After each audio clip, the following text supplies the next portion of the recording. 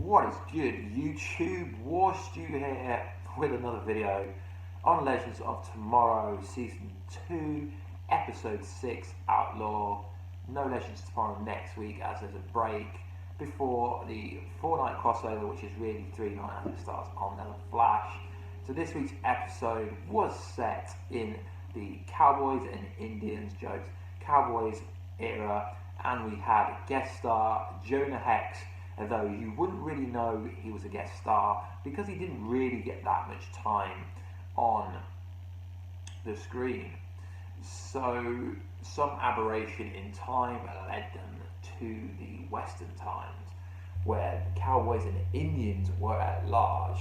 So this episode was pretty much a filler episode except for the last 5 minutes. In my opinion, I'm not really a fan of Western things, so that's pretty much why I didn't like the episode.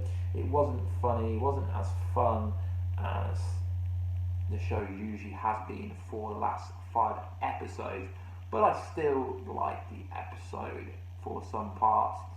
So Citizen Steel is learning to turn his power on and off as he chooses to please, which is kind of good, but a bit weird how you didn't see him learn how to do it really. Like, you only see him how to learn how to do it during one episode when he couldn't turn it on when he wanted. That was the episode in Japan which had the kind of Katana family involved with it. So this episode was weird. It's almost like the Legends had no idea what they were doing.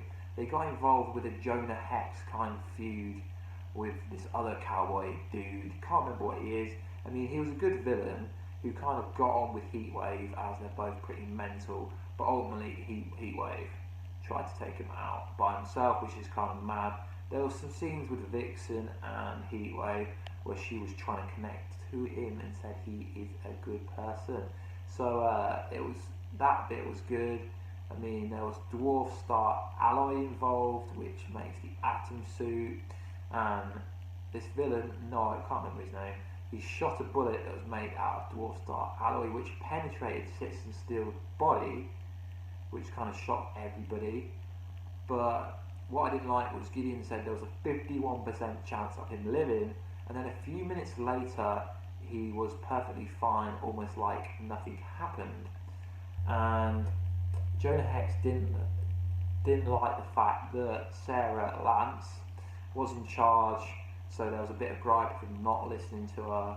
That's how Citizen Steel got shot in the first place, due to the plan not going to the way they wanted to do it, because Jonnah Hex didn't listen to her. But towards the end, he accepted her as the leader. But Jonnah Hex was a guest star, but he didn't feel like a guest star. He didn't really get that much TV time, in my opinion. So towards the end, Citizen Steel got his own suit. Ironically, Nate Haywood drew his own suit, and Ray says it's not exactly the same.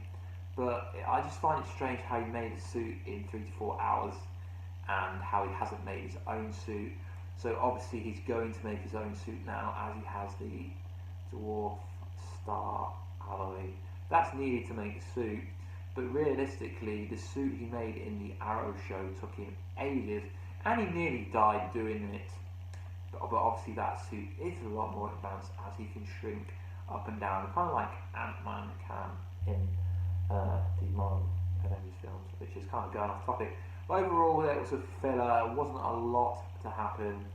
So as I said at the start, there's no episode next week, as this episode ended with Sara saying we need to go help our friends in 2016, which is obviously going to be the Invasion crossover, which is going to be awesome. Professor Stein, was having some aberrations of himself. He kept having visions of some girl. So obviously his memories are changing, kind of like what happened with Barry Allen during 301 Flashpoint, when he was staying in that alternate universe for too long, so his memories are changing. So it's got something to do with 1987, I presume, from reading some synopsis. So I think something's happened, they've changed something slightly, which is causing this person that doesn't look like his wife, but it could be his wife potentially. I would have liked to see more about the kind of Barry Allen 2056 message during this, as we don't really have a clue what that was about. I thought it was about the alien invasion, but obviously it can't be about the alien invasions. But spoiler alert, if you read the synopsis for the Legends of Tomorrow episode, it says that Professor Stein works out how to stop it. So maybe it is to do with the visions, and maybe it's all intertwined and linked. And I did find it a bit odd that Professor Stein was trying to keep what was going on away from Jackson, as they're kind of connected. It's just, if they're connected, they should be quite close in terms of being able to read each other's minds. And yeah, that bit was a bit inconsistent. I mean, this is probably the weakest episode out of the 6. It was still decent-ish. I mean, I'm not a fan of this kind of episode, but I guess some people are fan of westerns and stuff, but I'm not. So anyway guys, please like, subscribe and comment, as I love reading all the positive feedback, all the positive energy that everyone is giving me lately. Anyway guys, peace.